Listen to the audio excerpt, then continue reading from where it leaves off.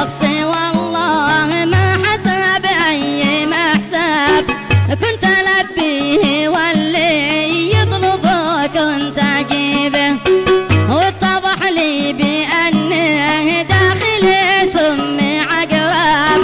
كيف يا ناسي ما استوعبت قصة عجيبة.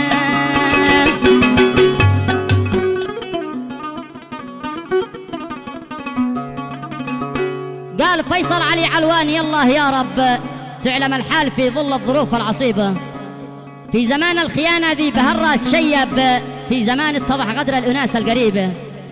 ما يضرك سوى الشخص المقرب والأقرب، والخيانة من أقرب شخص ربي يصيبه. يا زمان النذالة كان بك الجيد يتعب، والوفي من مصيبة ينتقل له مصيبة. خانني شخص والله ما حسب أي محسب، كنت ألبيه واللي يطلبه كنت أجيبه، واتضح لي بأنه داخله سم عقرب. كيف يا ناس ما استوعبت قصة عجيبة. قصيدة بعنوان زمان الخيانة من كلمات الشاعر الشاب فيصل علي عبد الله حسن صالح علوان أبو كيان، من أبناء محافظة إب مديرية المخادر السحول سوق السبت. والقصيدة تحكي وتعبر بما فيها. يلحنها محمد العباسي ويعزفها بالعود الفنان أحمد مروان وبالإيقاع خالد فارع.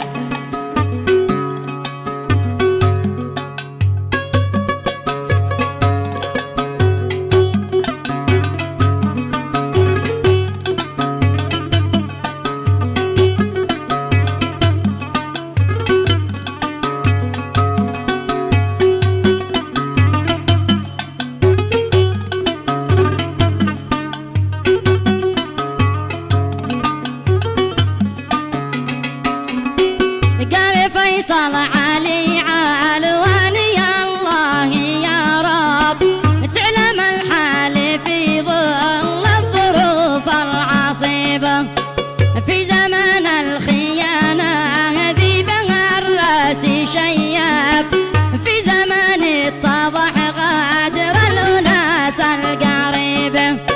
ما يضرك سوى الشخص المقرب والأقرب، والخيانة من أقرب شخص ربي يصيبه.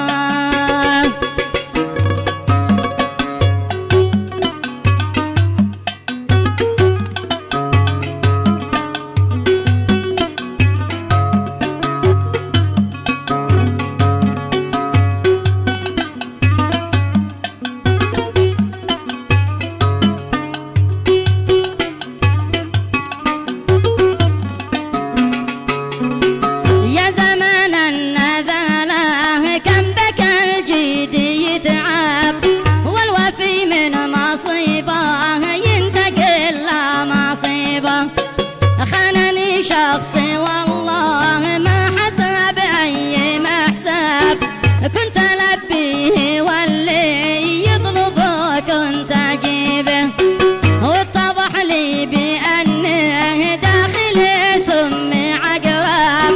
كيف يا ناسي ما استوعبت قصة عجيبة.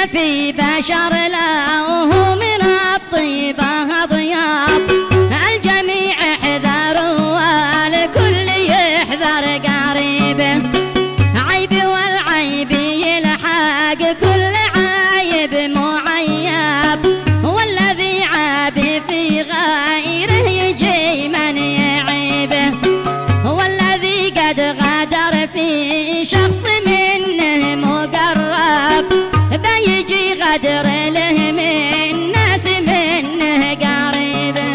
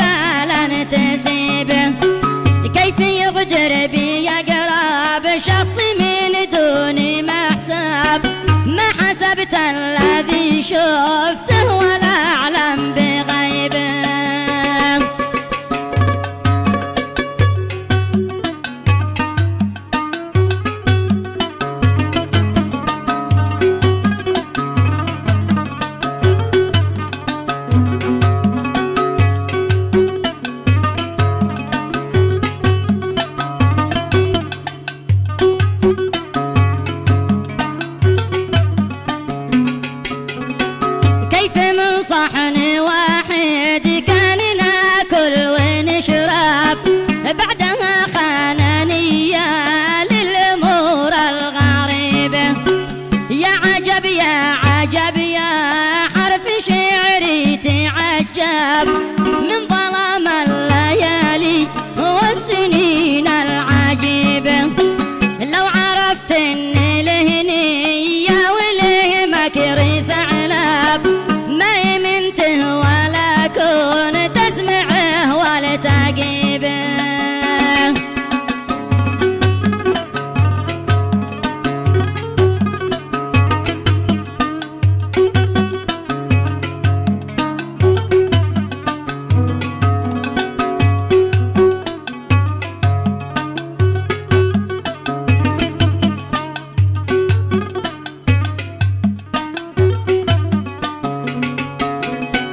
بس ربي عليم الغيب ذي هو مغيب ما حدا بالخفا عالم ولا حد ريبه. لكن الله يكشف كل واحد تلعب دم الايام تتقلب فيما بتسيبه. والتحايا بما مثل بيب البشر السميدة علي طب النفوس الكئيبة. ونعم بابو فيصل ونعم.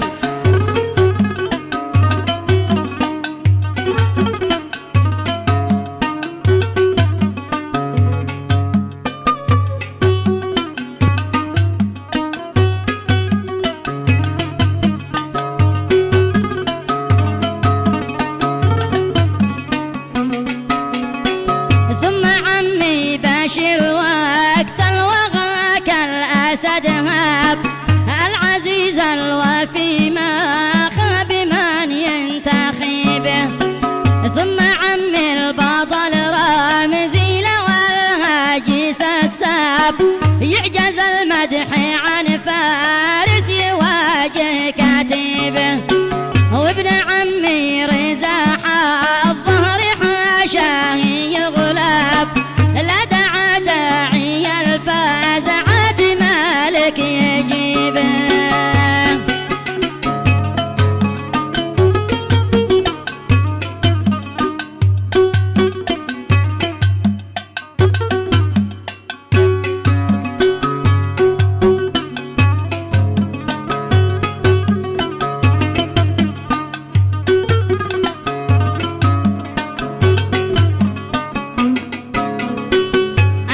الشيخ ذي في